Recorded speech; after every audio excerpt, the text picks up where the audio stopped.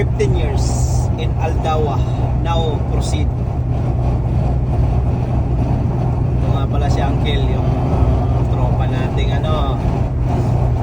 Indiano. Shout out dyan sa lahat ng mga Indiano. Eto, papunta naman kami ngayon ng Abha guys, Abha. Dito na kami, malapit sa Bisya. Siguro mga 200 mahigit na lang Bisya. Ito nga guys, dito kami dumaan sa may sa may daanan. Ito, ano naman tayo guys. Kaya shout out dyan sa lahat ng mga driver. Ito, overtake kami guys. Yun pininaan ni Uncle guys. Grabe si Uncle guys. Yun, dinigitan. Yun, tumabi na si Kuya. Kawawa naman.